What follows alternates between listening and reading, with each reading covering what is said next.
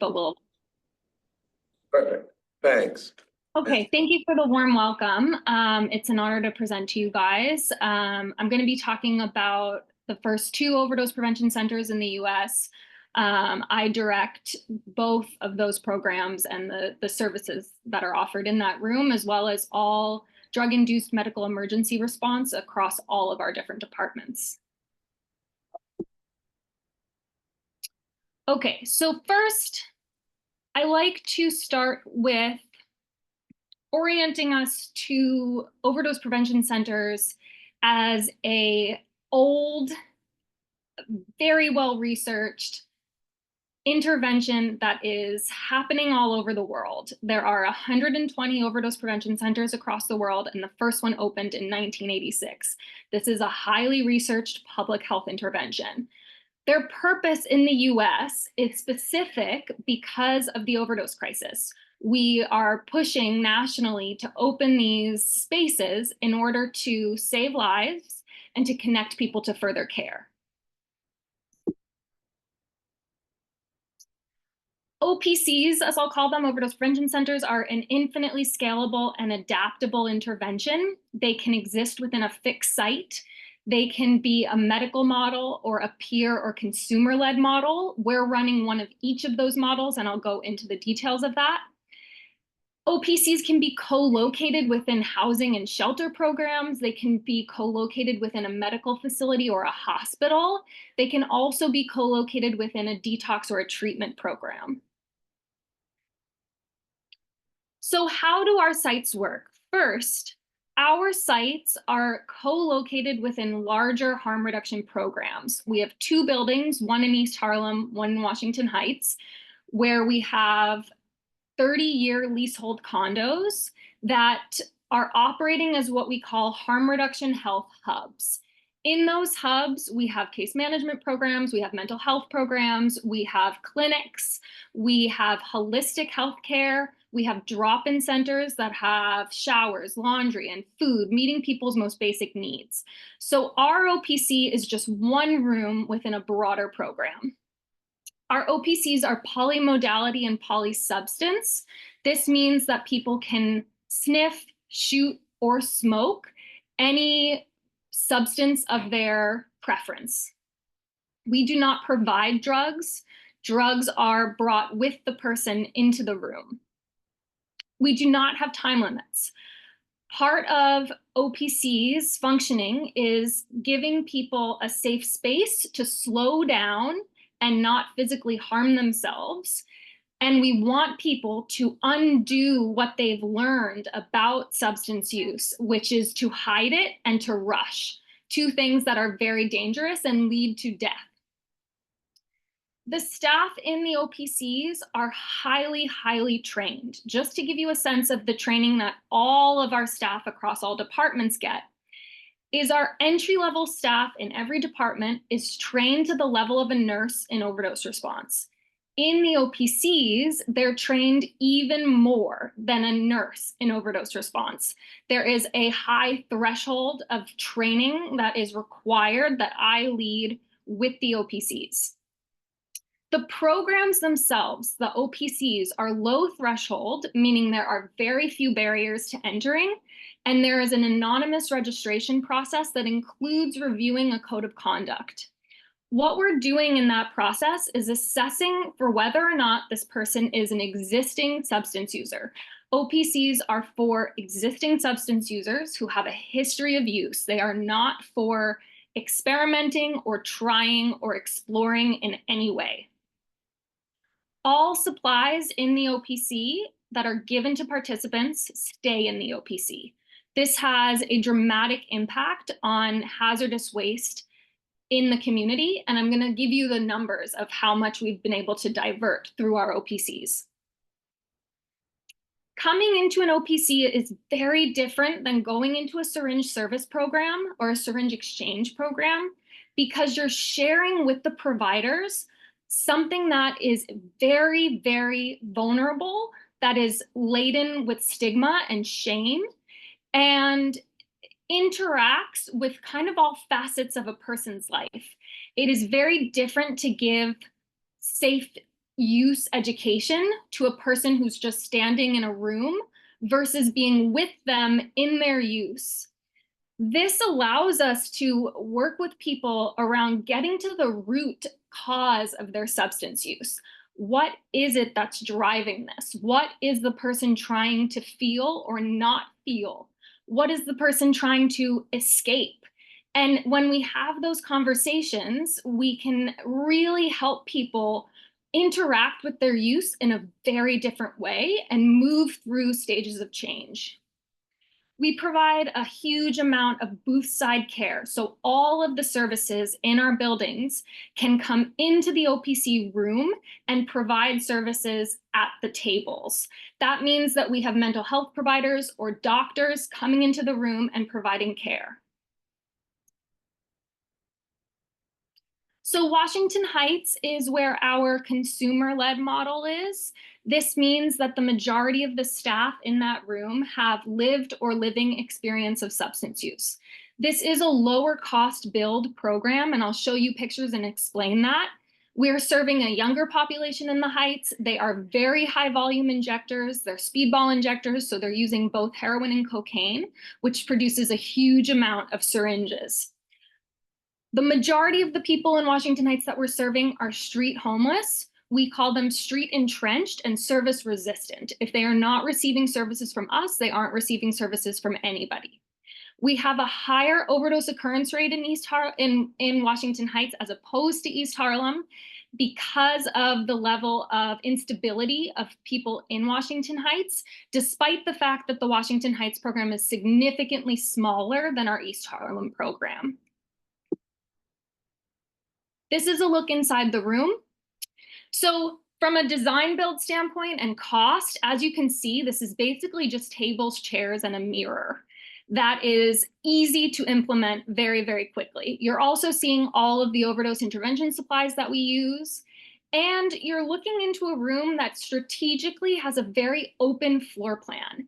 It is a communal room and feels like a community in the room because we very intentionally mirrored the way that people use in Washington Heights. We want people to come inside into this program and not feel as if their chosen use patterns are in any way disrupted. We want to give them a space that feels comfortable to them, and that is specific to different communities. In East Harlem, we have our more traditional medical model. This has a higher design build cost, and I'll show you that as well. In East Harlem, we're serving an older population than in Washington Heights with many veterans. This is a high volume inhalation program. The majority of folks are smoking crack, but we also see K2 and meth smoking as well. We have very mixed housing statuses in East Harlem. Some are housed in permanent supportive housing or SROs, some are in shelters, and some are sleeping rough on the street.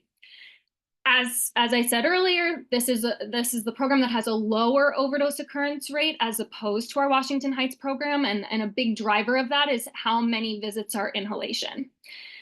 And this is our bigger program, which has a higher number of registered users, and I'll show you those numbers. Looking into the room, you can see these booths.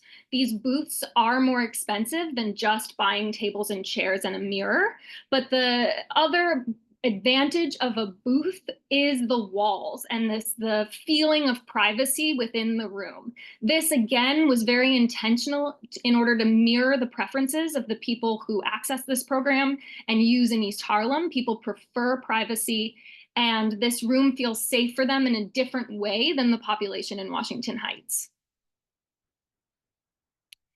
So we opened our OPCs on November 30th, 2021, so 3 years ago. This is data about our registered users and our utilizations. So we have almost 6,000 registered users, and we have utilizations approaching 200,000. That's every single visit. And as you can see, as I described, the Harlem program is much bigger, but the volume of visits is somewhat equitable. Okay, overdose interventions. I'm going to explain 3 different categories of overdose interventions that happen within the OPC. We are approaching 1,700 overdose interventions that we have completed in the last 3 years. So the first category of overdoses is an overdose in which there was opioids or depressants involved and naloxone was used. We used naloxone 19% of our total overdose interventions. That's very small. We're using naloxone only when we have a loss of consciousness and we need to ease the person out of that overdose a bit more aggressively because of the loss of consciousness. We have 69% of our overdose interventions as not using naloxone at all. Because we are with the person and in close proximity, we're able to prevent a loss of consciousness, which means that we're able to prevent more serious progression of overdose in the room. In the case of an overdose in which we can prevent a loss of consciousness, we're using oxygen and agitation, painful stimulation, to keep the person from losing consciousness and stabilize their respiratory system. The final category of overdoses is overamps. Overamps are stimulant overdoses. These are often very overlooked and not counted, but they are some of the most complex overdoses that we intervene in. 13% of the overdoses that we intervened in were overamps. Stimulant overdoses are typically psychologically very challenging because the person could be hallucinating or having temporary psychosis. The other risk with overamps is cardiac activity. We have a very low occurrence rate of transferring care to EMS, which has really profound implications kind of across the board. We're calling EMS in really only two circumstances. One is cardiac activity. If we have the AED out, we are calling them to transfer care. Or if we have seizure activity that does not resolve, we're transferring care. Okay, so participant impact. Interest in detoxification and long-term treatment options is higher within the OPC program than any other low-threshold service at OnPoint.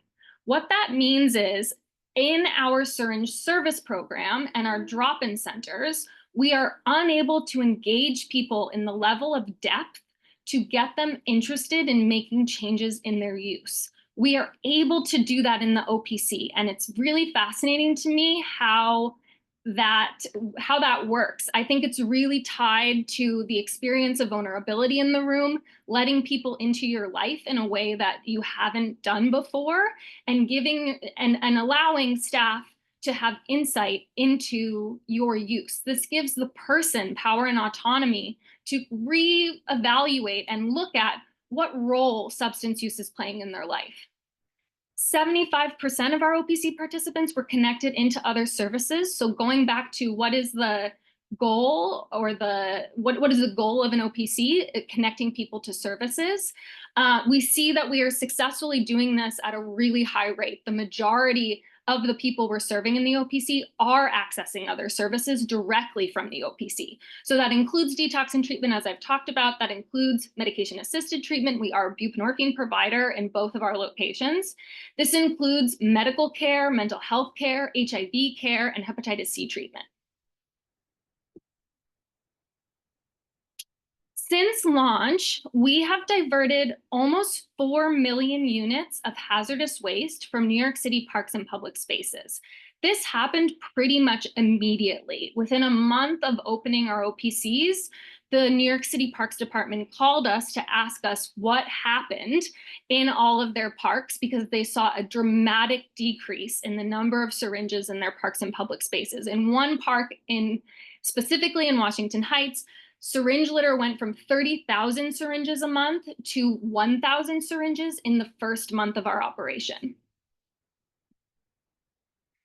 Finally, there are huge cost savings to emergency services, the hospital system, and the police. We have estimated with the city that we have saved over $30 million in diverted EMS, ER, and hospital admissions costs, going back to the tiny fraction of times that we are transferring care to EMS from the OPC.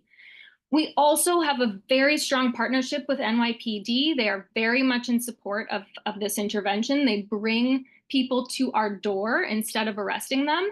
And while they have not calculated the cost savings to the department, they believe it to be significant. And I'm happy to answer any questions.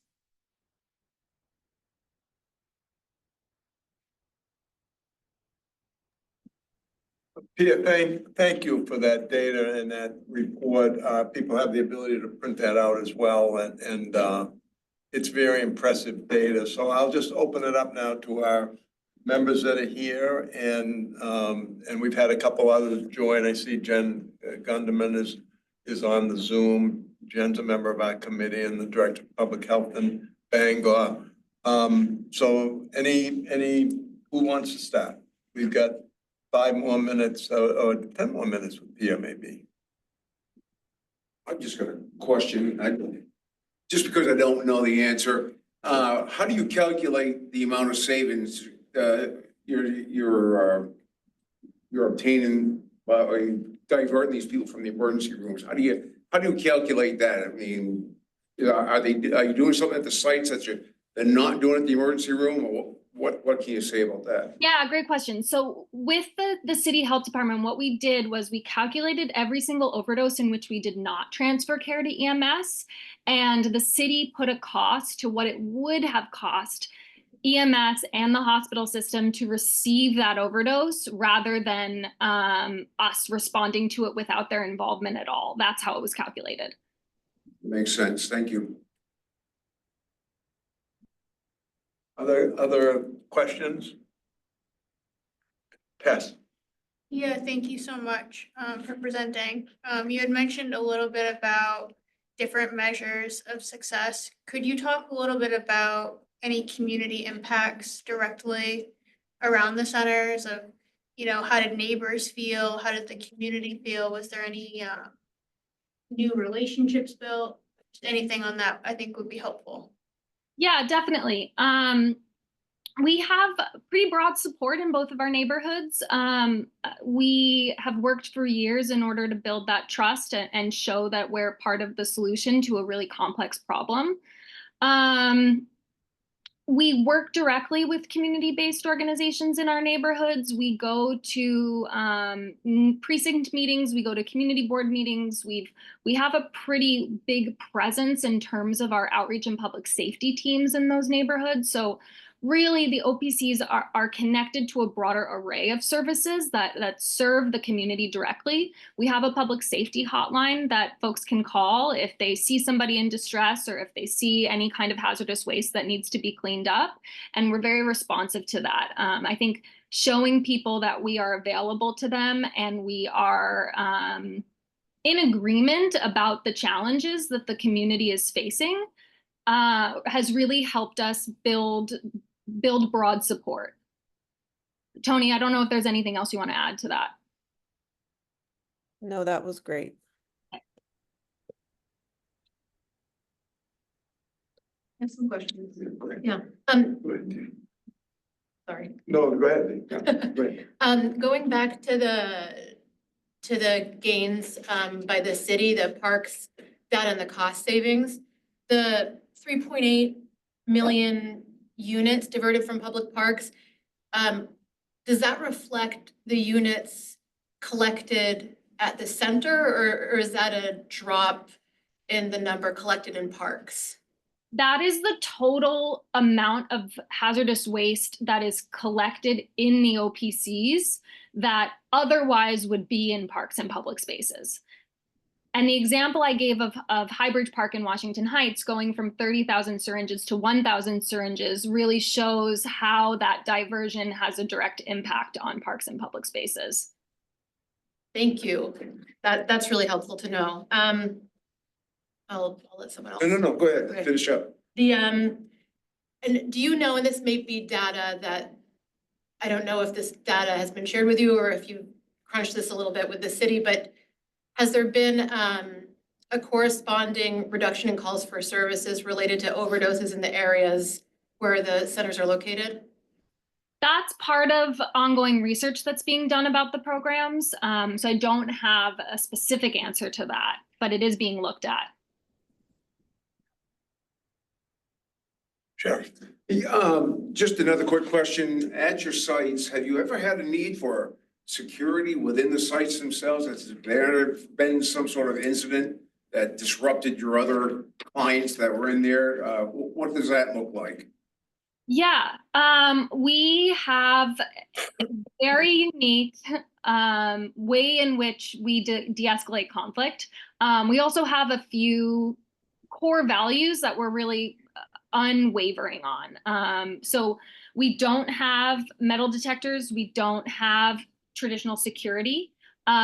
We don't wand people. We know that people are coming into the facility with weapons because they have to have weapons in order to survive on the street. We build safety in our relationships. We are able to ensure that folks are engaging with the program in a meaningful and constructive way when we have boundaries and clear limits. What we do is called an opportunity to correct. So let's say somebody comes in and they start verbally threatening staff, which happens all the time. And we see that as an expression of unmet need. A person is coming in who hasn't slept, has maybe been in the rain or the cold, is hungry, in withdrawal, etc. They are attempting to grasp at power and control in a world in which they have none. And that gets externalized and projected onto the staff and turned into a verbal threat, right? So the staff says to the person, hey, Pia, you can't threaten me. What is going on? How can I help? That is an opportunity for the person to change the way they are engaging with staff. If they can't do that, we say, you got to go for the day.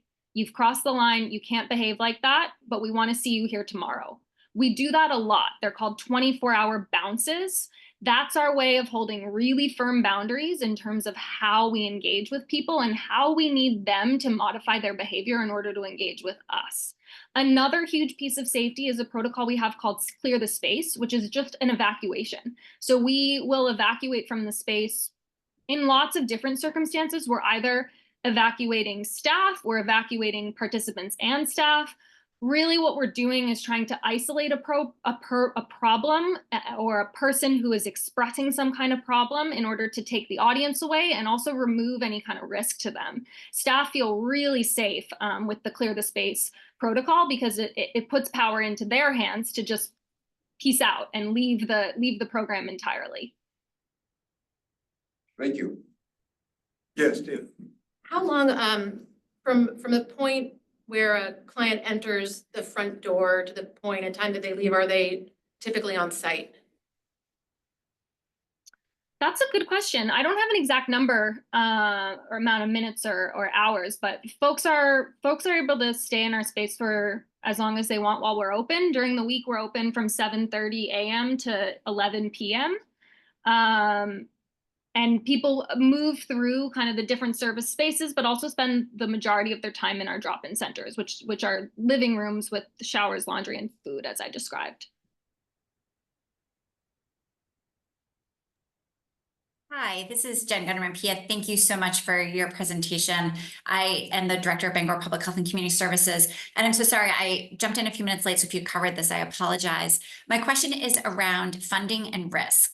So I'm wondering where your funding to do this work comes from. And one of the things that we talked about in our last one of these work group meetings is about assuming risk and sort of navigating that. So when did your organization make the decision to become a center, or after you had an actual organization, like which came first?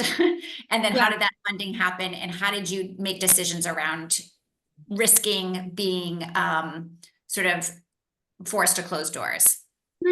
So our organization has existed for a very long time. On Point is the result of a merger of two small nonprofits. One was operating in Washington Heights since 2005, and our East Harlem program has been around since the early 90s. The majority of our funding is from New York City, Department of Health and Mental Hygiene. Our OPCs opened at the same time as our expansion of drop-in center services.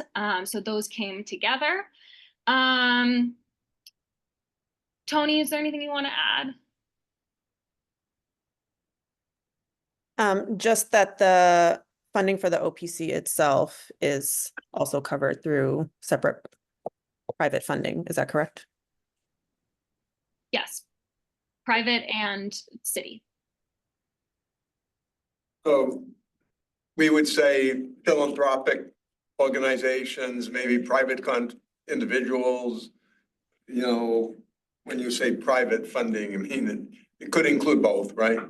Yes, Companies, I mean, anybody wants to contribute to the subsidization of the center, I assume. yes, as opposed to government funding.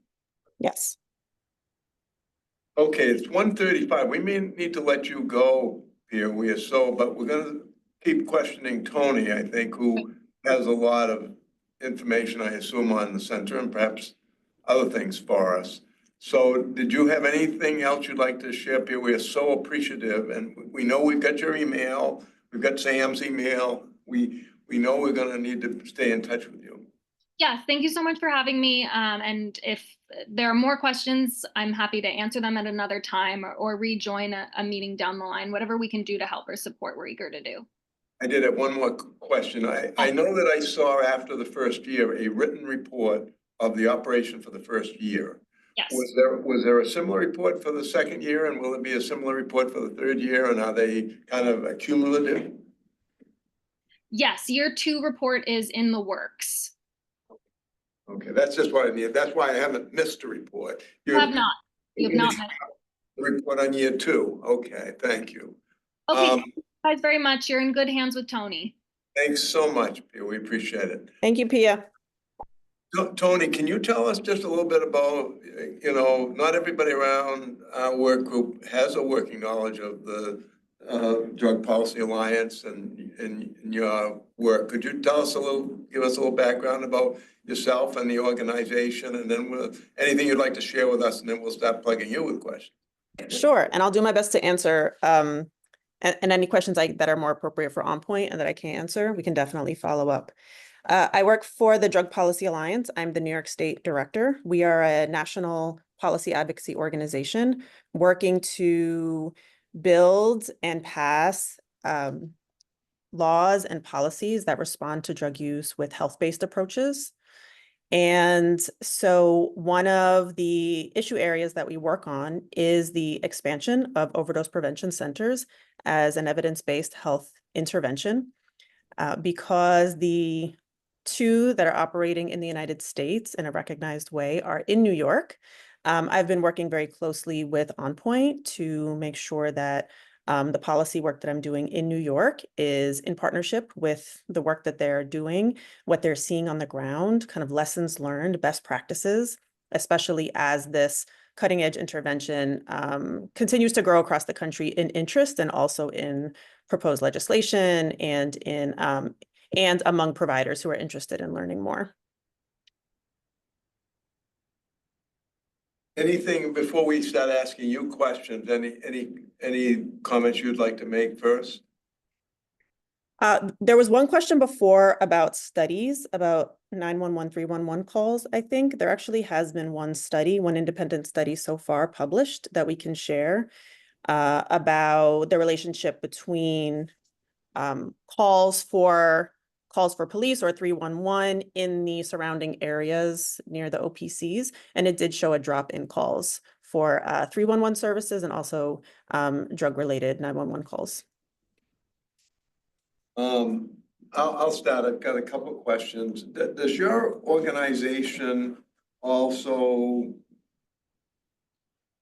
look at international sites? I mean, are you kind of a global organization, or are you mostly based in this country and in a handful of states? We are a US-based organization, and we obviously learn from our international community and vice versa, since the war on drugs is a global issue, and drug policy is has global impact. So you would have a working knowledge of the sites in Portugal or Amsterdam? Others of my colleagues have a much better working knowledge of them than I do. Okay. So far. How long has the Drug Policy Alliance been around? We've 25 years. And I don't mean to sound lawyer-like, but where does the funding for the Alliance primarily come? We are privately funded, not government funded. Okay. Yeah. All right, let me open it up to others around the table. Any questions for Tony and the Drug Policy Alliance? All right, I've got another one. Yes, this is actually, Carol has discreetly handed me a question that I was going to ask. Pivoting to Rhode Island and Vermont, because both legislatures are obviously passed authorizing legislation. You have pretty good information from where things are in those states. Fairly, yes. We in fact plan to have a presentation from Colleen or Dennis, someone in Providence. They're so focused right now on they've opened some parts of their center and other parts about to open that they couldn't accommodate us today, which I fully understand. We had a presentation at the last meeting from the lawyer that had done a lot of the guidance document for Vermont.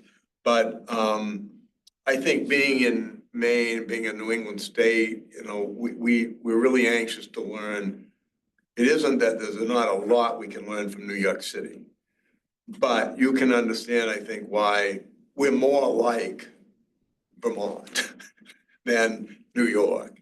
We're a little like Rhode Island, but Rhode Island is quite different too in terms of geography and particularly Providence. So you kind of know what we're trying to do here in this working group and make recommendations to the Maine legislature. Anything that you want to point us to in one of those two states or any other state? We know that Minnesota passed some legislation. I guess I can put it this way. Who else do you think we should talk to? What other states should we be looking at that we might learn something from? I think the states you mentioned are a really good foundation based on, I mean, you all know your local landscape. And so based on the community needs and the kind of the geographic layout and where services are needed and what the population needs and how they move. I think looking at the Rhode Island's legislation and all of their regulatory framework, looking at the legislation Vermont passed, also looking at the guidance, the New York City guidance that we have. And I'm not sure how much Minnesota has done beyond what was passed through their budget in terms of a framework, but looking at all of the models of guidance and policies and practices so far, I think can help be a good foundation to help you inform what it is that an OPC structure could and should look like based on the needs that you have. Other questions around the table? Yes, Just, Sheriff. and Tony may know the answer, maybe not. State like Vermont is about the closest we can associate with. So you got Montpelier, you got Burlington, the big hubs there. Likewise, you've got Augusta, Portland, Westbrook, these places. How do these sites in Vermont affect the extreme rural counties? So we have these problems in the rural counties as well, but there's no transportation. There's no public transportation whatsoever. So perish the thought that someone who may be addicted may be on the road driving while they're addicted. Just concerns that way. That's all. I don't know if you've had the opportunity to talk about that or I'm just interested in your perspective there. Yeah, it's a great question. And as Pia said, OPCs are adaptable to different settings. It's the most conversations so far have been in more urban settings. So I don't have an immediate answer. And as you advance in your process, I think it is helpful to continue talking to people who have experience operating OPCs and also people who have experience providing services to the population who would be accessing services to identify how the services could be accessible to people in more rural areas. I know even in places that are more populated, there are sometimes conversations about what transportation looks like in order to make sure people can, even if it's only a mile away, right? Even if it's only 2 miles away, it may be necessary to have conversations about how people can access the services that might include transportation as part of the model. And the models can be mobile and can be in other non-fixed settings. And so all of those are a possibility. I want to follow up on that, but Tess has a question first. That was my question, if they're mobile Mobile? models. Yeah, Yeah. I did not know there was a mobile model, but I wanted to pivot for a second to Canada. And whether you had any knowledge about how many sites they have in Canada and how many may be in really rural areas, because we've heard some anecdotal information.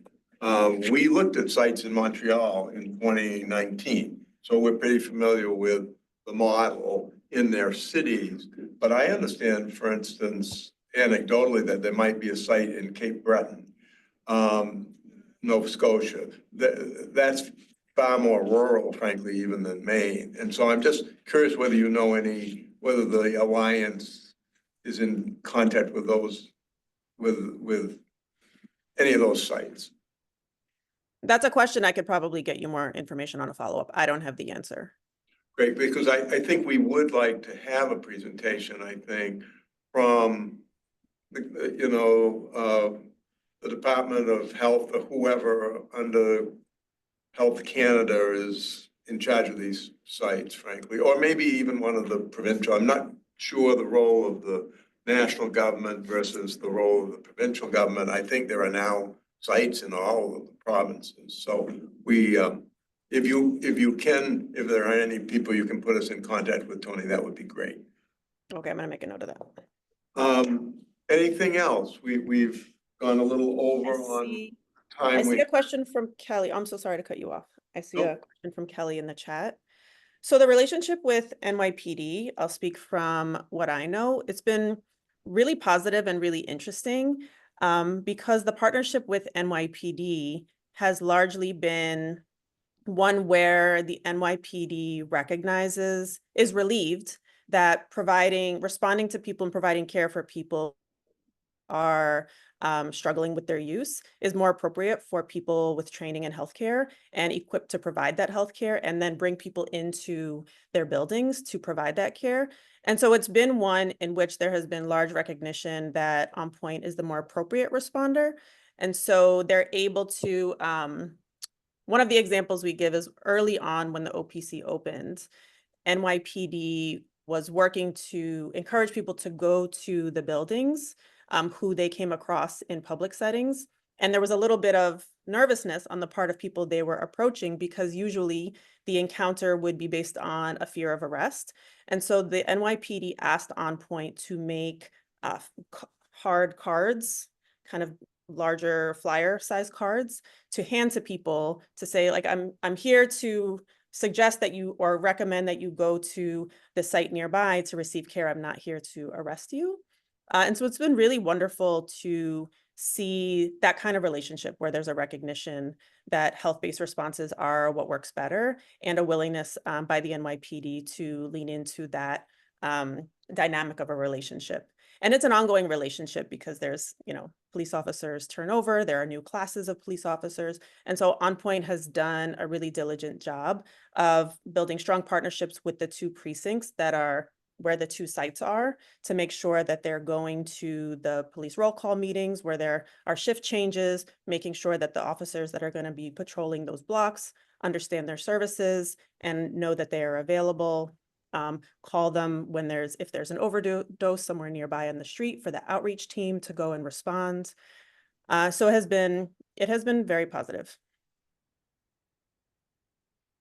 Thank you. Anything else around the table? On screen, seeing none, Tony, we will excuse you. We can't thank you enough for taking the time today and all the great work that you and the Policy Alliance do around this country. So thank you, and we'll continue to be in touch, and you have a great day. Thank and you, a great you holiday. too. I'll follow up on the rural OPC question I appreciate it. very much. Have a good day. So we've got, we're 15 minutes over, but we do have kind of a hard stop at 3 for various reasons. So actually Carol's made it pretty easy for me. She's gonna facilitate these next few items. There's a few things that I really want to get involved in, particularly on the timeline. And so when appropriate, I'll chime in, but I'm gonna ask Carol now to take us through the rest of those things. And again, I think it was great. And I want to thank Tess too, and Courtney who was here, but they helped us access on point with very little notice. We didn't line this up, I think, till Monday.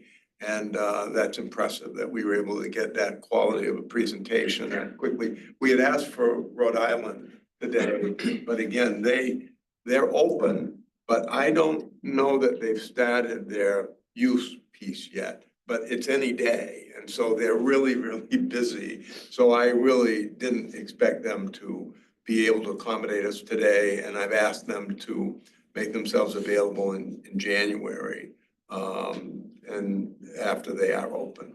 So Carol, take it away. Great, thank you, Gordon.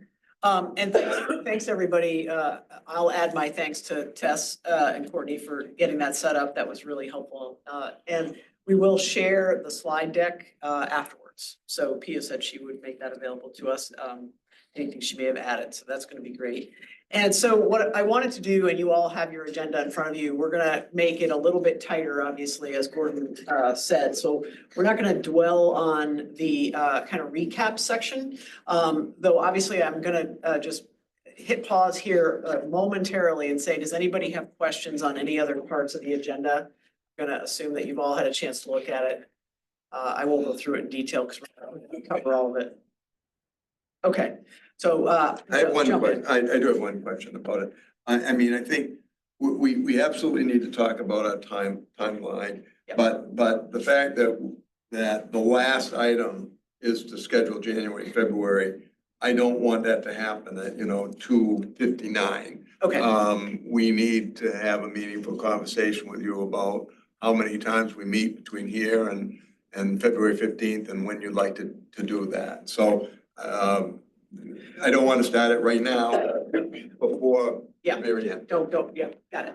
All right, that all sounds great. And so, and it does kind of go into the, what are we trying to do? How much time do we have?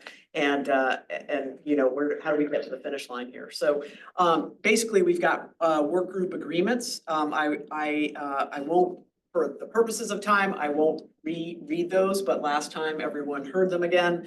It sounded familiar and amenable to all. And so I just hope that you all would raise a flag if there's anything in our group agreements that don't seem suitable either in the moment or overall.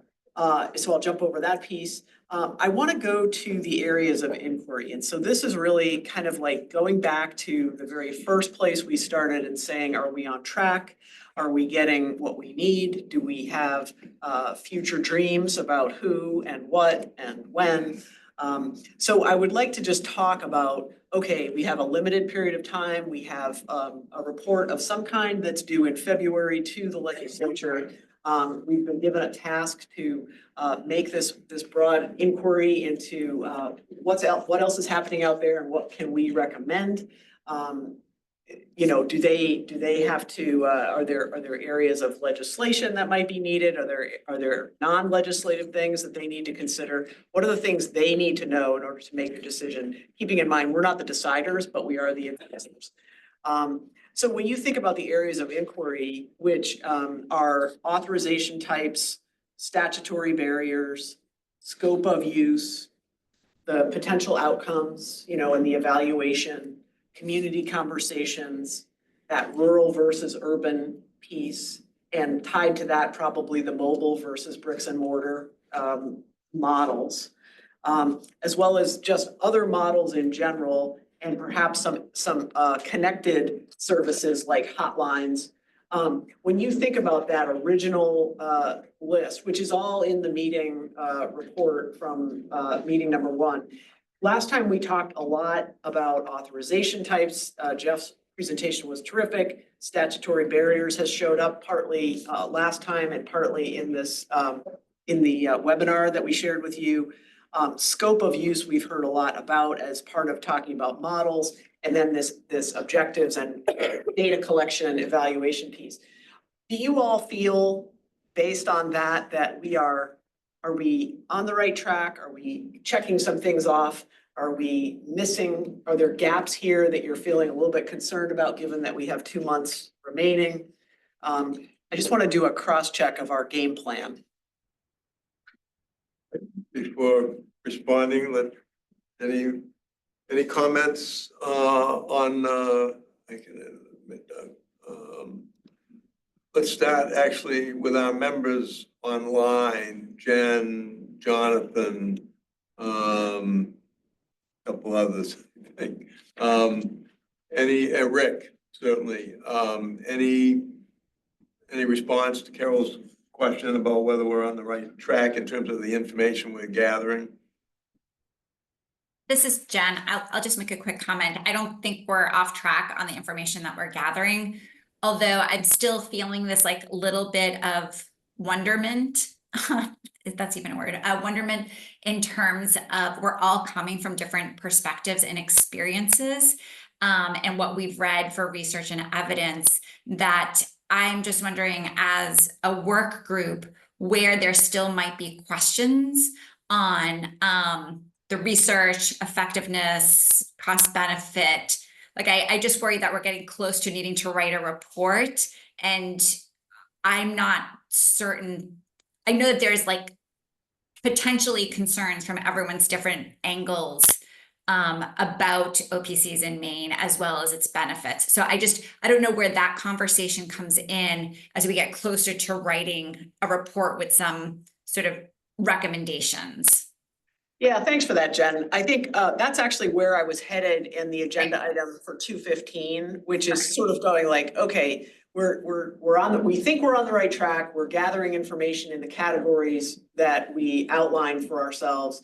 Now, what are we agreeing on? Where do we still have questions? What else do we need to bring in? Knowing that, again, we have limited time, as we're all aware.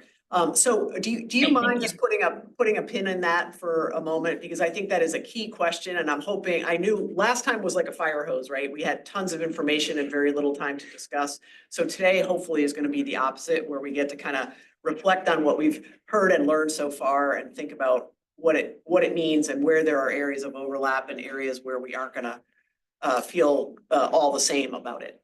Wonderful, thank you. Okay, thank you, Jen. Jonathan, Rick, or Lisa? I don't have too many, but Gordon, I think as you said at the beginning, we might be wanting to ask for that extension, just because it seems like there's a lot of stuff going on here that we want. I just don't want to feel like I'm rushing anything.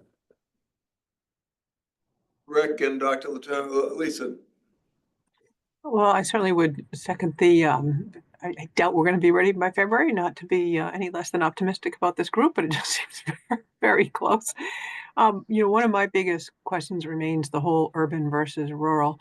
So I don't know what, also I know we've heard from Vermont, although their approach was a bit different, right? It was, and I don't know, not different from, we haven't decided on an approach, but was more, if you're going to do it, do these things. So if there's any other way to get input or examples from, New York City is great, but I think it's just considerably different. So that's my one. That's why I mentioned Cape Breton.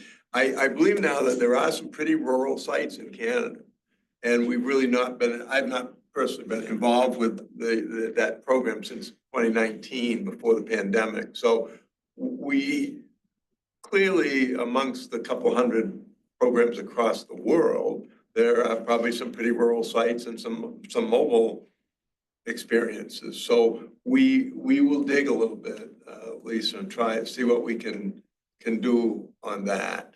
Because even Vermont, well, not surprisingly, the site is is likely to be Burlington. You know, where there's a really strong support from their mayor, just as there was strong support from the Providence City Council. Rick, anything to ask or add? Yeah, no, I mean, I think there's certainly some important things to look. I've read some recent articles about the experiences in Canada. I know there's some, some significant concerns there that, we certainly should get our heads wrapped around. Again, from the public safety perspective, we're here not necessarily to give advice on public policy, but we definitely want to make sure that we are giving our best anticipation of what the impacts are going to be if these were to go forward. So I think there's clearly, and I'll agree with Jonathan and others that, there's a lot here that we probably should do more due diligence to make sure we have provided at least the best estimate of what this impact's going to be. So, but other than that, I think the topics are on track, and I think we're certainly all willing and able to dig as much as we can to get some more information. Around the table here, Tess. Maybe just from a process perspective, it could be helpful, maybe we're gonna get there, of all of us going around what additional information we need to move forward. I feel like we've covered a lot of ground in the last few months, and I think it's true. We all come to this with different perspectives. I come from a member of the recovery community. I could write a long list on this paper of the number of people I know personally that have died in the state of Maine since the opioid epidemic started. And I think a lot of the activists feel that way. The longer we delay, the more our folks are not getting access to the resources that we need. So my suggestion and hope is that let's work quickly together to figure out what information we need to move forward with the report. Thanks for that, Tess. Sheriff? No, I'm more concerned with the rural application of this whole thing and how it affects. I mean, we have, I think through our Healthy Community Coalition in Franklin County, they have a van that goes around and it does needle exchanges and that sort of thing. I mean, do you adapt that to this type of program? I don't know. And then how do they communicate? And so, question is, rural is really it's not terrible, but it's just challenging. I mean, it's challenging right now for a variety of things, and this is just one more added on to it, that's all. Dina? I, to be honest, have not looked at all the information that was gathered since before the last meeting, which I wasn't then able to attend. So some of the questions I have could be included in that, but I wish there was more data about pre and post rates of overdose, both fatal and non-fatal, from a variety of different communities that did establish facilities. And I recognize that a lot of the data that would help clarify impact may not be easy to get, or even very comprehensive at this point.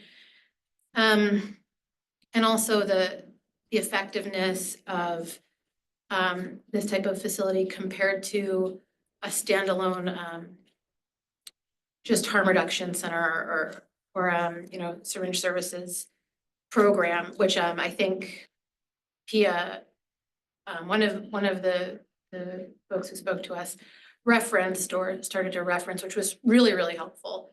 But more information like that, some comparisons from communities that have both would be great. And then additional information about effective ways to engage folks within the facility, the variety of ways that different operators do engage that are effective versus not. And I think a lot of that would probably depend on the characteristics of people that they're engaging with. It was interesting to hear how they've developed the two different sites in New York, be very tailored to the needs of the people they expected to serve. So I really appreciated that. But yeah, lots of questions. Jason? So I think I agree with Tess. I don't think we can wait. we have a lot of information in front of us. We have a lot of, and our job, as I understand it, is actually not to hand a blueprint over to the legislature. Our job is to hand information and let them do the work. There's rulemaking processes, there's a whole other side of this that's not our job.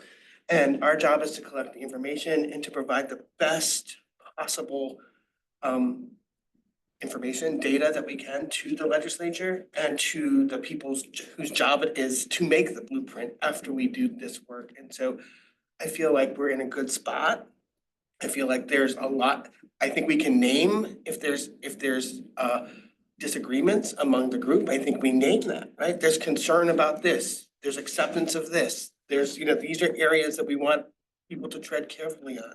And these are areas that we all agree, right? Like too many people are dying, right? So I think being really clear about where we stand as a group and putting that on paper will only help the decision makers to make their decision in a better way.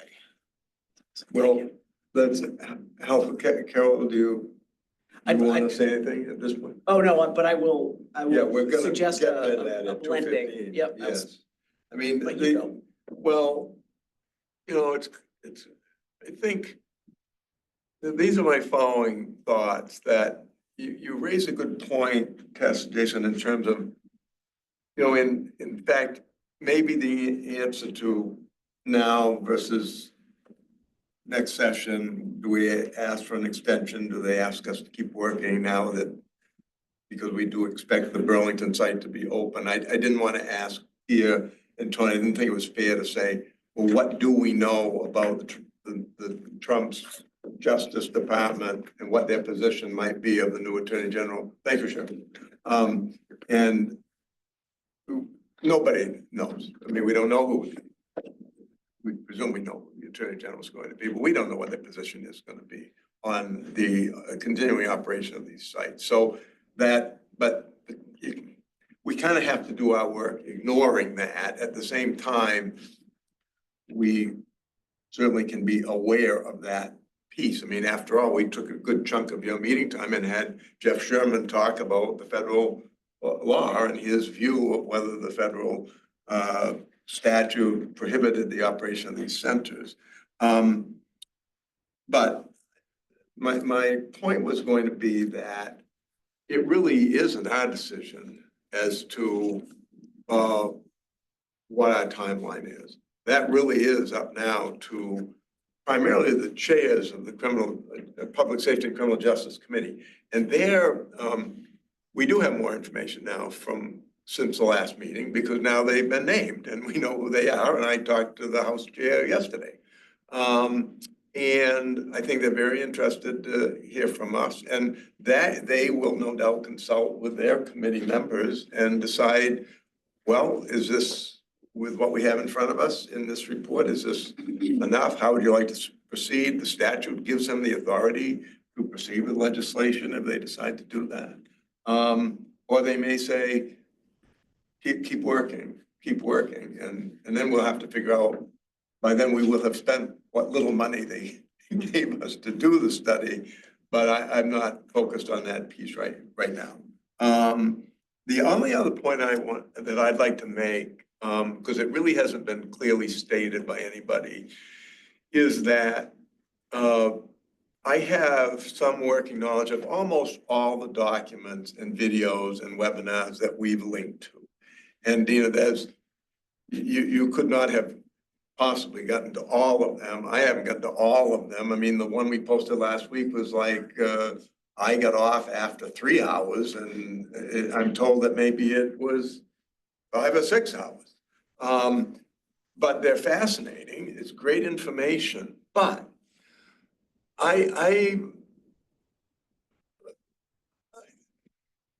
well, like I said, I want to be delicate in how I say this, but most of the data, most of the studies, most of the pieces or most of the documents that we have in our Google Docs or whatever instrument we're using, they are very favorable to the point of view of authorizing such sites. That's not particularly surprising. The people that are operating these sites are very passionate, and you know, the history of the operation of these couple hundred sites around the world is favorable it is almost universally favorable depending upon what metrics you're looking at.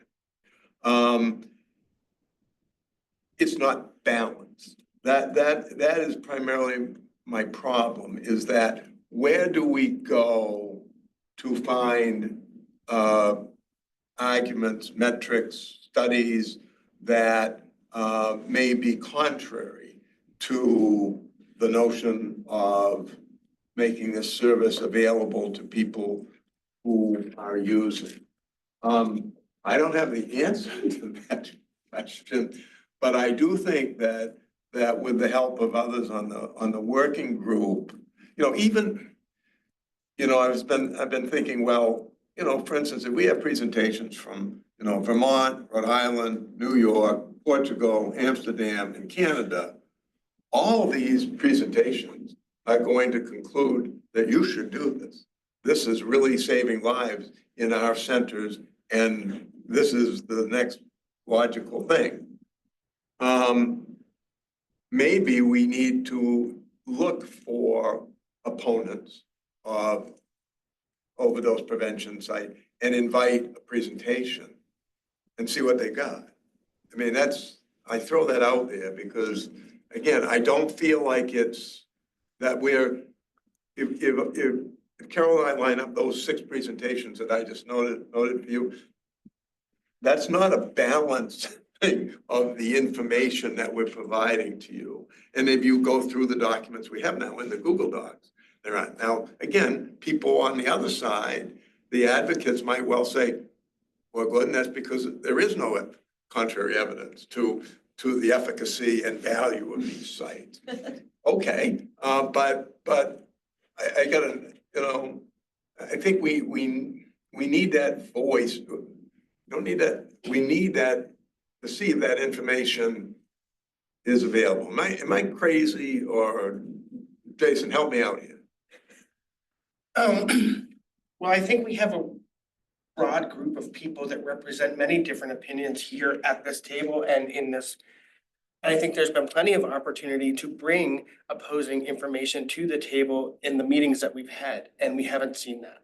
And we may have seen personal concerns and maybe some anecdotal information, but there is plenty of opportunity for that to be filtering in as part of this process, and I haven't seen it. So I say that with all due respect and acknowledging that people were picked or asked to be part of this group because of their access to the communities and the public. And so I just say that. Could I add something to that? Please, Jen, yes. So I'm trained as an epidemiologist, and sort of the motto there is prove me wrong, right? Show me the data to prove me wrong. And just to piggyback off of what Jason said, like, please, like, I hope this group feels comfortable enough to bring forward any studies that have been peer reviewed and have rigor to talk about where the data and the evidence and the studies that say OPCs work. Like, if there's other data available, like that's part of our work, right? Is to look at that critically. However, what I'd say is if I look at the strength of research out there are meta-analyses that are done and that I've provided in the link that really strengthen. It's not just one study, but really it's a meta-analysis of a number of different studies that sort of show value and benefit. So I hear you when you say we should bring in opposing views. For me, it's like, show me the opposing research and evidence, and let's have a conversation about that. When it comes to the different presentations, personally, from public health, I'm not coming to these presentations and saying, sell me OPCs. I'm coming to these presentations and listening. How is it happening logistically? What are the things that they're considering it? How would it work or not work for Maine, rather than sort of like sell it to me? So I just want to kind of maybe clarify my perspective from a public health one. Like, let's talk about the research and the studies that are out there that say something different. And, you know, just want to share sort of my perspective hasn't been listening to the presentations and thinking, should, you know, is this evidence-based, but more like, oh, these are really interesting pieces to understand how an OPC works. Can I make a suggestion? Sure. Okay, so I think, sorry, everybody, if you can't see me, I feel like the video is like 1,000 miles away, but this is Carol. So I think I'm hearing a couple things. One is, I think we need to put out a very, you know, calling to be proved wrong. Like, let's put out the, you know, is there information out there that any of you have that you want to surface? Because to Jason's point, we want to make every opportunity to do that. And then we have to assume that if folks don't come forward with counterbalancing information, maybe it isn't available, or they don't know where to find it. Gordon and I can obviously also separately dig around and, you know, knowing who we know and what we know about how this is opposed in some cases, maybe we can figure out if there's somebody who would want to share information with us that isn't becoming obvious. But I think that the theme here is we have to collect the information we have. We have to look as deeply as we possibly can for that counterbalancing argument, just in case we're missing something. And then we have to accept the fact that maybe most of the data leads towards we should do this, and write the report. You know, again, we're not the deciders, but we write the report with the information we have available. I guess what I don't want to do is get too hung up and spend the rest of the meeting trying to figure out if there's information that goes against the report, when in fact we just need to keep moving and figure out if we have gaps in what we're collecting in terms of categories. Dina, and then yes. Your point about not needing to give them a blue map or a blueprint or map. I think that's true. I agree with that.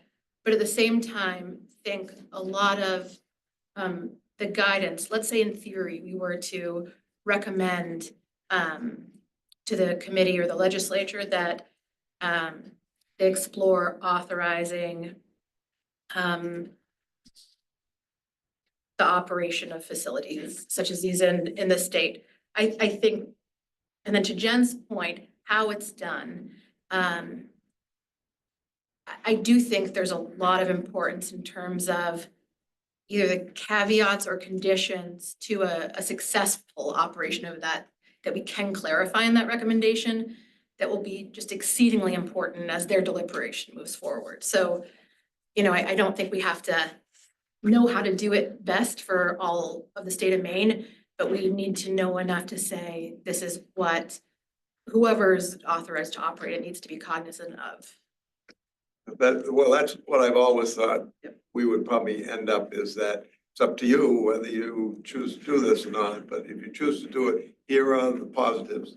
Yep. Here are the barriers. Here are the things to be sure you take care of. And because the legislature will have that debate very vigorously. And all we can do is give them the best evidence that we have. I do think that part of my interest in trying to find balance might be in the public forum under the next to last item on our agenda, because that's where we might, now again, if we have a public forum, we will hear things that are evidence-based, and we'll have things that we would question whether there's any evidence behind it. But it's important to hear it, because I'd rather hear it in a way where we can react to it than to just hear it at the legislature when a bill is being considered and come up here things that we might have been able to address But by then we've turned the whole issue over to the legislature, and it's just we're hearing it for the hearing the opposing position for the first time. So did you have something, Tess? Sorry, I keep losing track of what I was thinking, but I mean, I do think that in terms, I think a public hearing at the legislature could serve as an avenue where folks across the state can come and express their opinions. I'm not sure why. Is it like collecting opinions doesn't feel, I would rather focus on what the evidence says. And if there is evidence refuting the benefits of OPCs, then that should be shared with the group and we can discuss it. Jason? Agreed, and I just think, and to Jen's point about the epidemiological and sort of the evidence base, you know, we don't get opinions about whether or not you wear your seatbelt or not. Right? And it is the legislation's job to do that next step, to assign a work group, to assign a committee, to assign a quasi-governmental agency to run the process. That's not our job here, right? And so we can make a recommendation that if they choose to move forward in it, that we would want to see a citizens-based work group, that we'd want to see epidemiological, you know, evidence-based structures in place. All of those things I think would be important, that we want to make sure that we have agreement from law enforcement and processes to move those MOUs, to move those things forward, but not make the decision, right? Like, I think there's a lot of things we could do to support, as you were saying, to support the legislature with all the evidence and information that they're in. So I do want to do a time check. It's 2:20, and I think what I'm sort of hearing and also knowing is that if we only have 2 months, it's going to be very difficult to do a public hearing and do it well. There's also, what I was going to say is you can probably see themes in the testimony that's already been delivered, and that testimony, thanks to Courtney, is all in one spot, which is sitting in the library file, so we can actually scour that for themes from past testimony. I know it's not exactly the same, but it certainly would give us a good sense if there were themes that emerged on the counterbalancing side. So I would also propose that what you said, Gordon, about we have to produce something by February, and then it's up to the legislature to decide if they want us to take more time.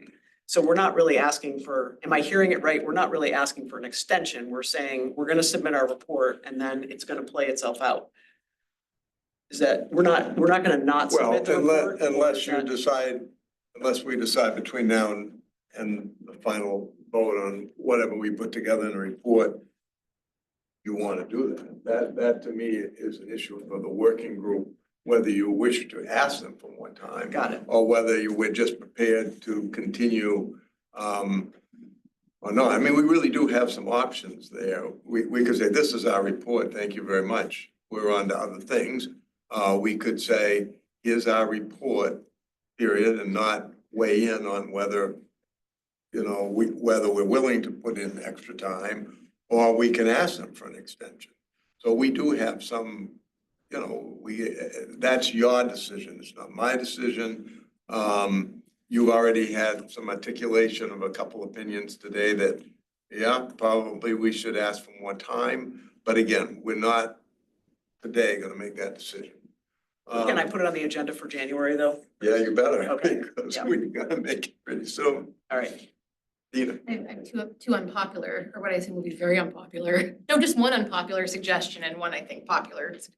The unpopular one is we could double up the rate of meetings in order to get something I've done. considered that, I've considered. Okay. Yeah. And then the other one is that I was gonna just volunteer to, I know we're all probably doing whatever research we can in our free time, but also just commit myself to looking for that counterbalance That'd be very evidence. helpful. Yeah.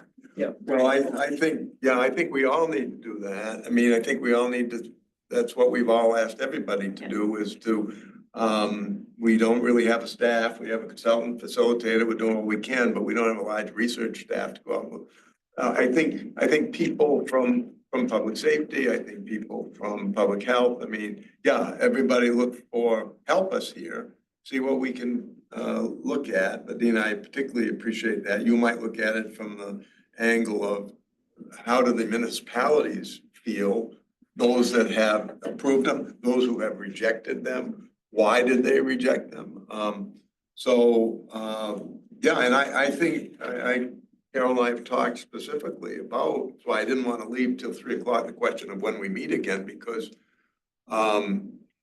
we should figure out how much time we've got available between now and February 15th. There are 5 Fridays, for instance, in January, and we could accelerate our pace, notwithstanding that everybody here is a volunteer, and virtually, as I look around, every single one of us has other jobs. It's not our full-time job to be staffing this working group. Okay, Carol, back to you. All right, so I think what we do is we basically say, if anybody has any additional questions or thoughts, anything that's sort of percolated up for you regarding the information we've received so far, we're gonna count on you to put that out to the group, you know, in email form so that we can make sure that we cover it. What I'm imagining, and this is what I want to cross-check with you, so now I'm on the 2:15 part of the agenda, is we have our areas of inquiry, and we would be theoretically writing our report based on those areas. Those are the categories, right? So we're going to be advising the legislators on the authorization, on the statutory barriers and the statutory opportunities, on the scope, on the outcomes. So based on all those categories of areas of inquiry, we need to start figuring out, well, what are we agreeing on? What are we not in agreement on? Maybe it's a little agreement, maybe it's no agreement. And then what do we need more information about? And I think, Tess, you flagged earlier, like there's a couple areas that I sort of inferred maybe you thought there were some gaps. So like, let's get all that collected today. So knowing what you know about, we're gonna be, Dina's helpfully volunteered to dig in. Anybody else who can do it will. You're gonna provide information and feedback by email. And now we're gonna start thinking about what's in our content, what's in our report, how much time. Now I'm gonna go back to that question of, is this doable in 2 meetings? And if it's not, do we wanna consider 2 meetings in January? Is that the question, Gordon? 2 meetings in January? And then a meeting in February? Okay. So adding 1 meeting, how do folks feel about the costs and benefits of that? People okay with trying to fit 3 meetings in between now and February? And obviously our meeting in February is gonna have to be early enough so that we can review the principles in a draft. And get it off. Now, in all honesty, I seem to be the only person down in that state house that cares about what the dates are. Reports are, you know, I want to be kind here, but the reports come in months late. So, but I do think it's important, particularly it's going to be the legislature's decision and that Criminal Justice Committee's decision whether to submit a bill for this session or not to submit a bill at all, or to submit a bill next session. So if we don't want to take away their option, you know, by, you know, not having a report, in my opinion, in front of them.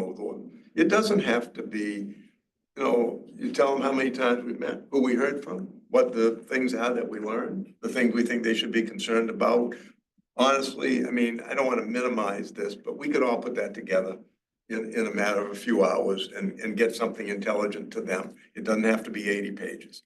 And then they will tell us whether that's enough, and they will make that decision. But it looks like you're committed to do, you're all, those of you on screen, Rick, Lisa, Jen, Jonathan, okay with trying to fit 3 meetings in, and, you know, I think despite us promising Tess a while back that we wouldn't necessarily stick with Fridays, we pretty much stuck with Fridays.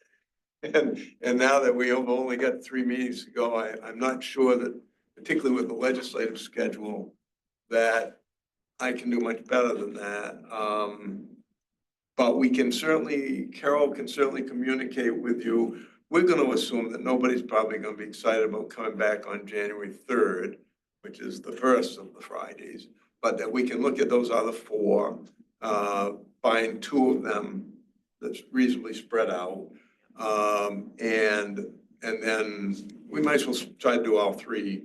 Yep. Dates, something the first or second Friday in February, get those on your calendar. We should talk a little bit about who you'd like to hear from. There is another presentation we haven't talked about that might be valuable based upon this discussion. And that is a presentation that's been offered to us by Brendan Marshall, epidemiologist, PhD researcher at Brown, who has a piece of the NIH study of safe use sites and has been a real principal in the work in Rhode Island. You know, he's quite a strong advocate for these, but he also is a researcher and is, so I think he would be a good person to ask.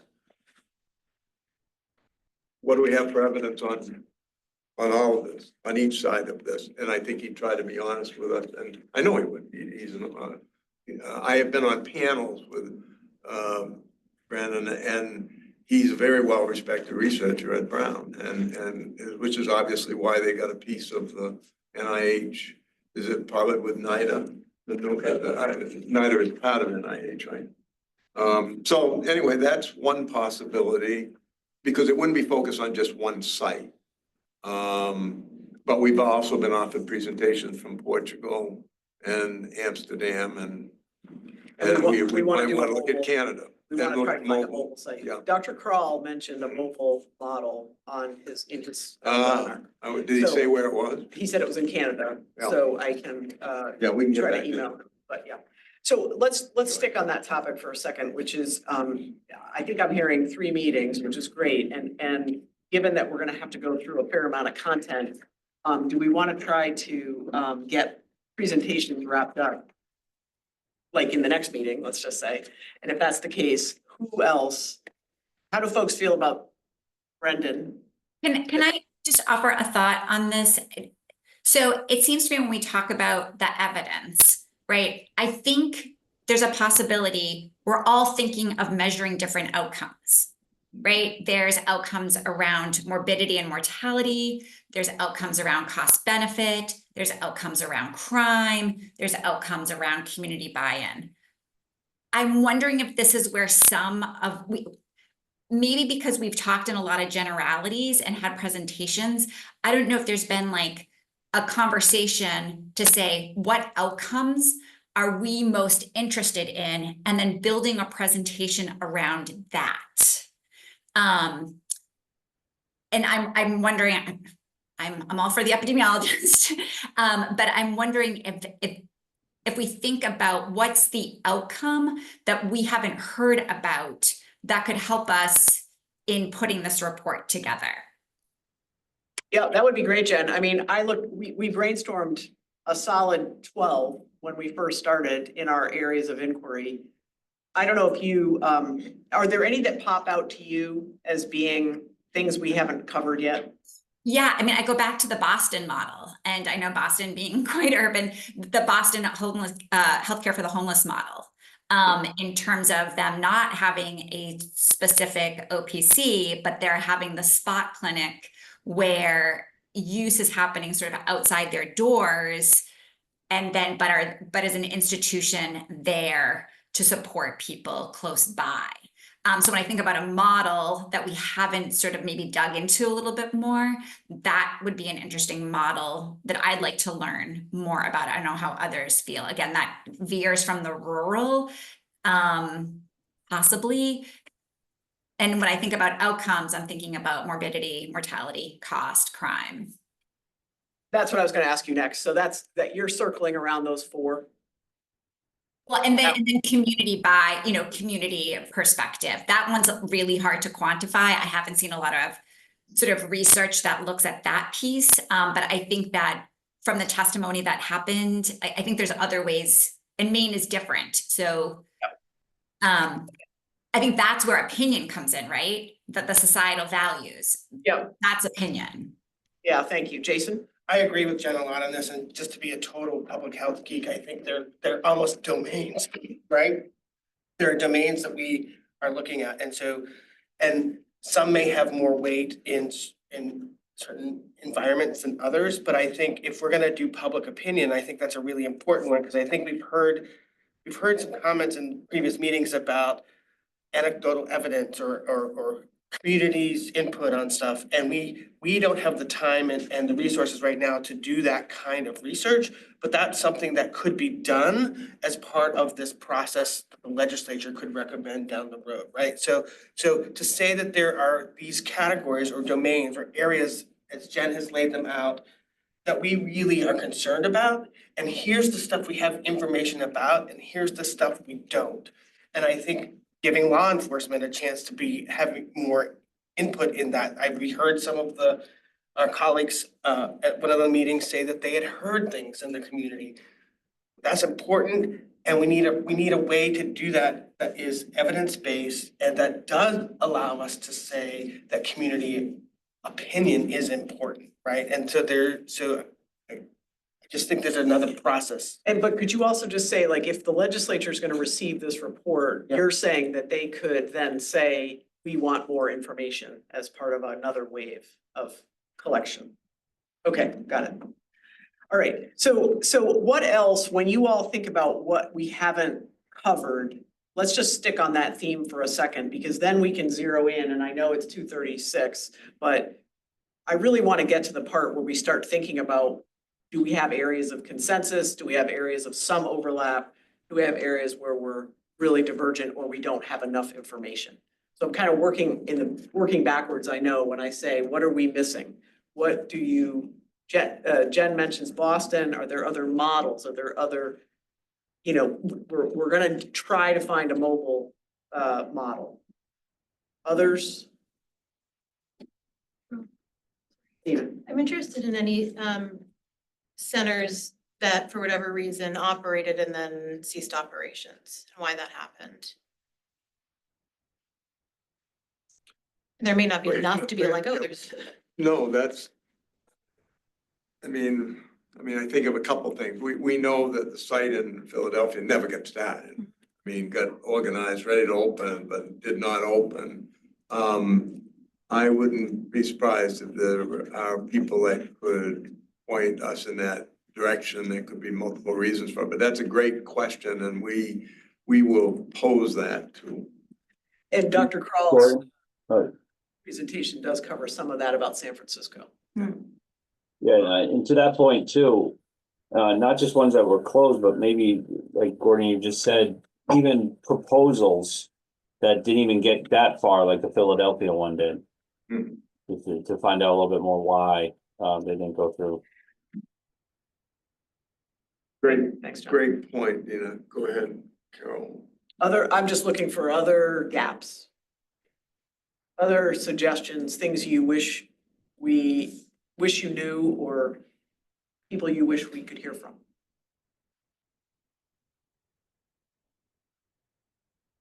Tess? Do you think it could be helpful to the group if, I don't know if there's a way to retroactively do this, but maybe start making a notes document that's maybe answered, because I think some of the questions that I'm hearing is information that we have heard. And I know it's been a lot, we've heard from a lot of people, we have a lot of different articles, videos, that 4-hour webinar on clearing the path legally for OPCs. And I'd be willing to help with that, if any other members, if that would even be helpful, that we start maybe tracking some of the information that we are hearing so that it's not being duplicated for information that we don't already have. Yeah, that would be helpful, Tess. I mean, it's something that I've been trying to kind of go through with a checklist of like, okay, I think we covered that, but if I could cross-check that with you and others. Maybe just like the highlights. Yeah, that's, Like, definitely, like, right. This study showed this finding and this is the study that we received. Okay, I appreciate the offer on that one. Jason? I mean, I feel like I have the one area that's missing, and it's the area I'm most afraid to step into, just honestly, is that community opinion, and I think we have the last however many sessions that we've had, I think we've gotten so much, I think Tess is right, we have the answers, We know the epidemiology now, that's been proven to us, there's a lot of that there. There's this one area that I feel like we're dancing around, and that's that piece, and I don't know that we can answer that, right? But I think that it's worth noting in the report that that's an area of further explanation. I think the political climate, community opinion, all of those things are things that we as a small committee without research money or resources cannot sort of we can't answer. We can do anecdotal testimony, we can do affidavit, we can do all that sort of stuff, but we can't. I don't know. I don't think there's a way for us to quantify. But there are ways to say, hey, what are the things that seem to be best practice in terms of community buy-in? I mean, again, I hate to keep going back to that Dr. Crawl webinar, but like they talked about San Francisco and how kind of screwed up it was, right? They built like a big wall. Stop talking about the evidence that's been put in front of us. I think, yes, we need to have that, and that's a great way to combat, but like, what are people in Maine afraid of if we do this? Like, we need to do focus groups. We need to have people out there so that we know what information we have to combat to make the epidemiology stand, right? What is the information that we need to be putting out there in the community? If Maine isn't ready for this, then what is the work we have to do? Yeah, well, the education, this report to legislature should clearly have paragraph, a section about education. It's about education. I met with an educator this morning that's responsible for substance use curriculum education and counseling in a major high school, in a major school system. And she said something very important in the middle of our hour where just people do not understand. They don't understand the root of addiction. They don't understand that these issues start they don't understand the social determinants of health. They don't understand ACEs. They don't understand trauma. You, in my opinion, you cannot get to the point of public support for these things without educating people about all of that. Now, again, we can only do so much, but I mean, in my opinion, the opposition is rooted in stigma, but we have to acknowledge how that it's about educating people and also, I think, listening to what their legitimate concerns are. I mean, those of us doing this every day, I mean, I sat through hours of testimony in Sanford. I talk with, this is my job, and I can tell you, that's why I'm very interested in how we have a balance in our report and discussion without weighing in on whether there's any credible evidence of, I have to acknowledge as a public official how people feel. And that's so important. So it's not just a matter of educating them. It's also a matter of listening and and listening to their opinions. I mean, that's what, don't get me going.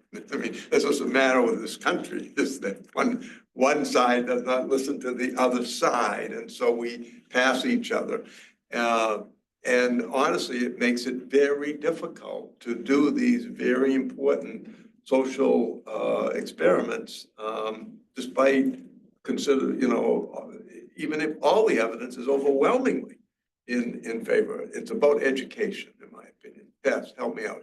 I think just going back to LD 1364 and what the bill did, it gives municipalities, The original bill, the opportunity to authorize these centers and provide protections if that municipality wants them. home rule.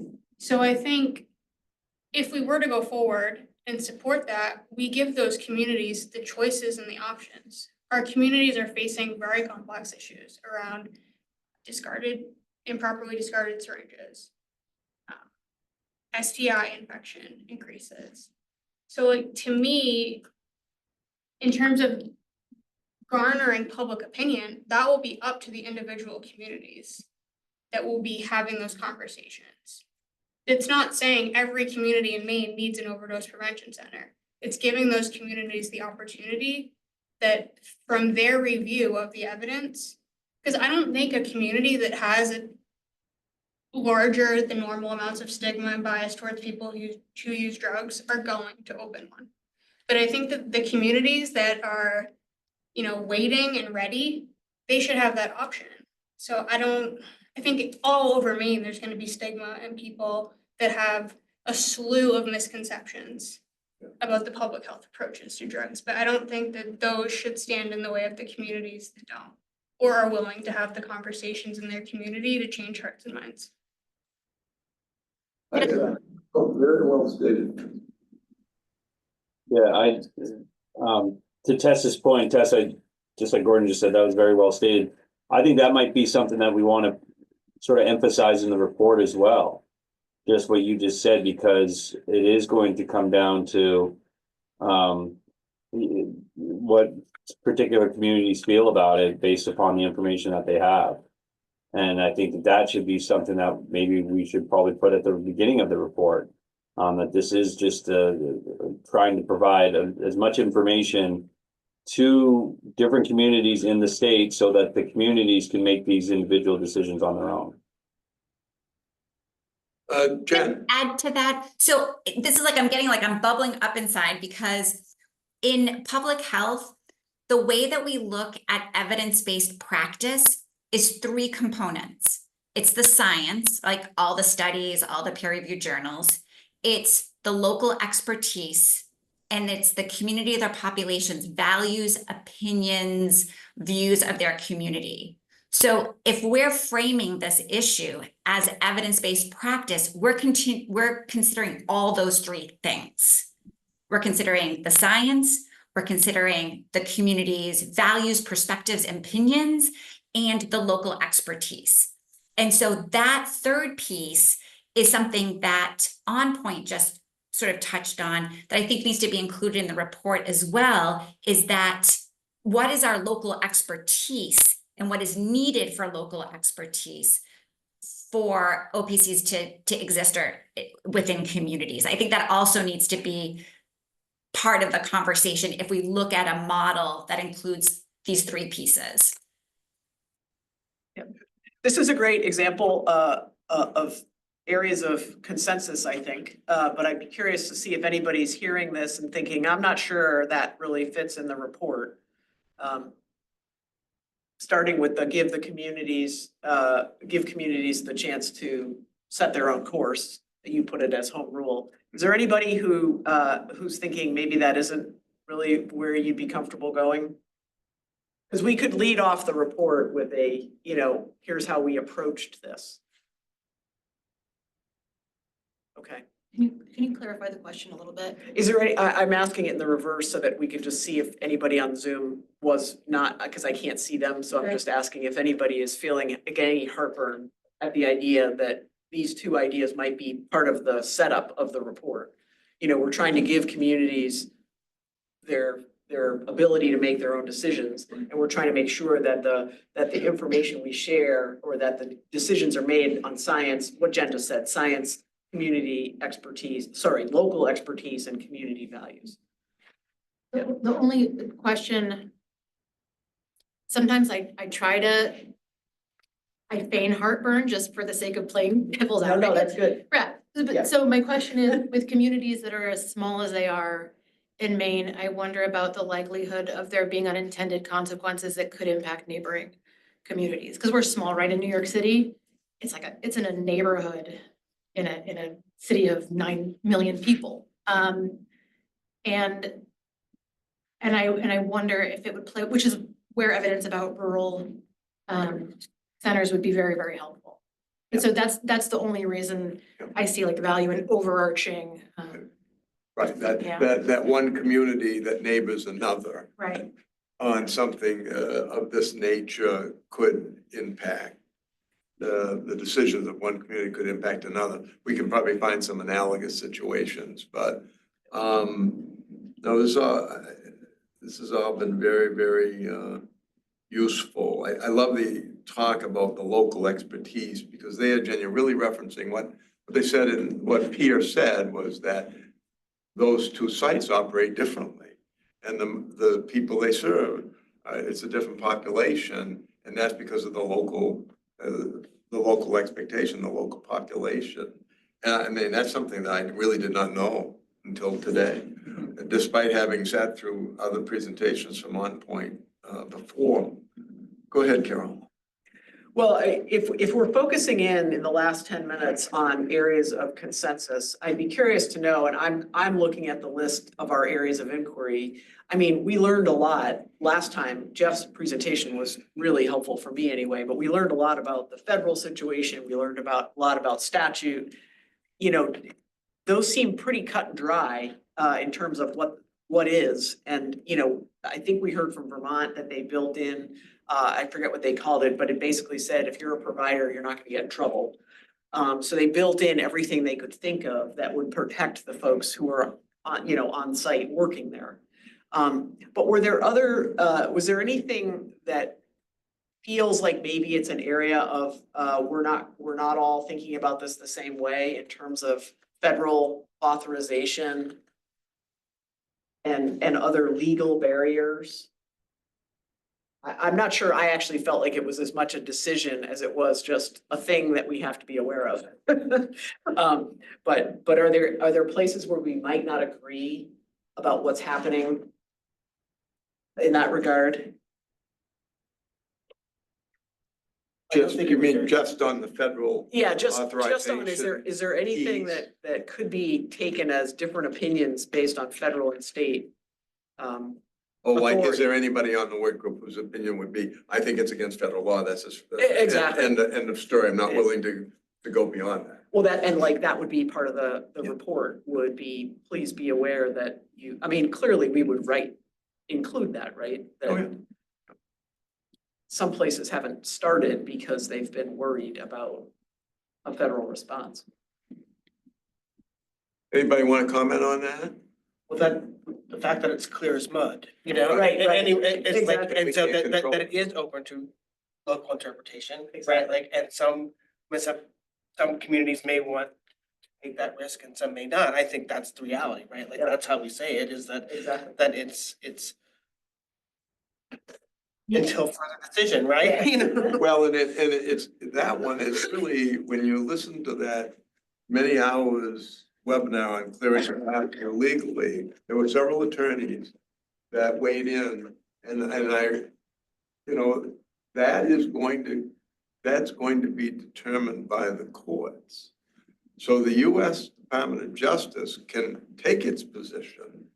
It would undoubtedly be challenged, as it has been, and then ultimately the courts of this country will decide whether this is a permitted activity under the existing federal law, unless the federal law is changed. So we know that. We put it in a paragraph in our report and move on, because like Rhode Island, they obviously have chosen not to simply wait and they've not done what Safe Harbor in Philadelphia did, which was to file for declaratory judgment action before they opened and feared arrest potentially. They went to court, they won in the district court and lost 4-3, 3-2 in the Court of Appeals. And then it was denied, I think, in the Supreme Court. So yeah, I think we acknowledge that and move on. Okay. But I'm not hearing anybody saying that they've got a strong opinion that they want to say, well, this is against the federal law. Yep, good. Well, then if that's true, and you can hear me hitting the gas here, but I'm trying to get as much done as I can while we're here. Scope of use, that's the next area of inquiry. And I at least have heard that there's a wide variety of ways. I mean, in fact, Pia said at the very beginning, this is something that's readily adaptable. But when you all think about what we would recommend to the legislature in terms of what this would contain, a model such as this, and maybe even where it would be embedded or not embedded in a broader set of services, is there anything that pops? I think, I know that in many sexual health models, we call, and in sort of other harm reduction models, we build what we call plug and play structures, frameworks, right? And then let local communities and local and minority communities and build in their own culture and their own operational structure around core values and epidemiological proven practices, right? And so to say the successful models have this, when you add your culture, how does it look? When you add your community's, culture, how does it look? So I think putting together loose frameworks that each community can build their own from and best practice. As a guide, like they do for the syringe exchange programs here in the state now, there's guides and there's rules, but there's not any one prescriptive way to do it.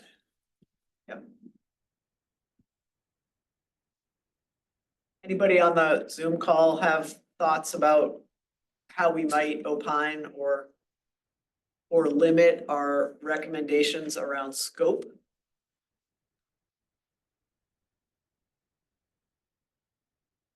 What's next? Okay, next on the list are, this was really the combination, a little bit to where Jen started earlier, which is what are our measurable objectives? What are the things we're measuring? What are our outcomes? And then a slight extension of that, an evaluation, data collection and formal evaluation process, merits and challenges. Jen mentioned just in the last 10 minutes, morbidity, mortality, cost, crime, and community buy-in. Can I add a few more? Sure. Utilization, both healthcare, social services, community, supports. Those who sort of establish somewhere in a continuum of recovery. Like referrals or Like, I'm just thinking about, Pia gave the outcome that more people who visited OPCs were, I think, somewhere in their recovery journey, whether it was linked to substance use disorder services or what that might look like. I think she said more people were interested. Recovery, treatment. Right. As a result of coming to the center. Right. Yep. Yeah, I agree. Thanks, Jen. Other items, big buckets or small buckets you might add to the list of data that we would want to recommend be collected as part of a base model. That's a lot to start with. It is. I think that's good. I like the way you said plug and play though, Jason, because then we can you can start with a core and then build out. Okay. All right, so we can start with that. And there is actually a longer list on that initial areas of inquiry, so we can kind of condense these a little bit. Community conversations. So this, we've been talking around this a little bit today. How do communities view the services? What messages are being used by advocates and opponents to describe the harm reduction health centers? What's the temperature of interest and acceptance in Maine? This all, we've chatted quite a bit around this particular piece. But when you all imagine a report to the legislature, I think maybe Jason, you said it a little bit, which is we don't really have this information, but what could we recommend besides we should get this? Is it, do we just do the best we can in the report to say, well, here's what, some communities have done, here's how, outreach workers have been engaged, or do we feel like we have enough to at least build a basis of if you were going to proceed, here's what you might want to consider best practice outreach? Okay, I'm seeing some nodding in the room. Is there anybody on the call that has suggestions or maybe feeling heartburn again on not being quite aligned with that we put in information about community engagement? What that might contain? The devil's always in the details, right? So I'm asking you all very hypothetical questions, I know, compared to here's a document to read. We need to talk about the community. Go ahead, Nina. If we made a recommendation saying something along the lines of we recommend the legislature does consider adopting a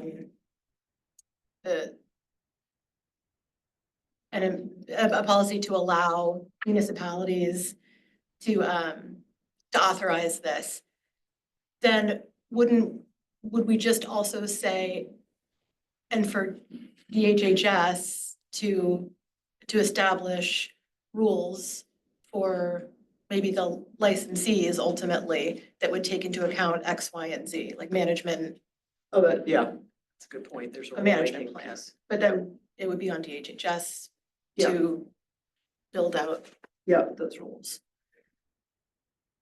I know we're right at 3 o'clock or 1 minute before 3, but does that, are folks, I don't know if you were able to hear that, but that we would potentially include a rulemaking component, that there's a lot more detail to be sorted out and that it might be appropriate in rules and not statute? Well, I want to put in a third option, which they used in Vermont, which was providing guidance and not rules, because rules around here are a big lift. Yeah, got Take it. lots of time and hard to change. So I frequently think it's easier to pass a piece of legislation than it is to get a rule. Yeah. Are we assuming that operators would be licensed by the state or not necessarily? So that's up to us in our Okay. report, what we would recommend. I don't assume anything. Right. I think I'd have to look at the Rhode Island legislation, the Vermont legislation to know whether it's actually requiring a state license. I almost think it's something different than that, at least in Vermont. All right. I think to add to that, I think that some of the conversation at some point would be like, what would be the thoughts around municipality influence on this, like bringing in front of city council, bringing in front, like what would that potentially look like as well? Jen, I apologize. We were conferring on time. Could you just say that once more? Oh, and then sorry. I we'll think, adjourn? sure, I think when we're thinking about sort of what this looks like operationally in terms of certification and is also sort of the role of city government, Got it. city councilors, Yep. what sort of influence, control, municipality governments have. Yeah, that's very good. Thank you. Okay, all right, I've got this captured. I apologize all, 3:01. That's not as bad as maybe it was starting to look, but anyway, appreciate the extra time. Gordon had to step out for a 3 o'clock phone call. So we'll wrap up from here. Look for my calendar scheduler doodle poll to get our meeting scheduled in January and February. And then I think I'm gonna try to sort of outline next steps so that we can see our way across the finish line. Really appreciate your time on this Friday afternoon of a holiday week. And I hope all of you have a very happy holiday season and we'll see you in January. Thanks all.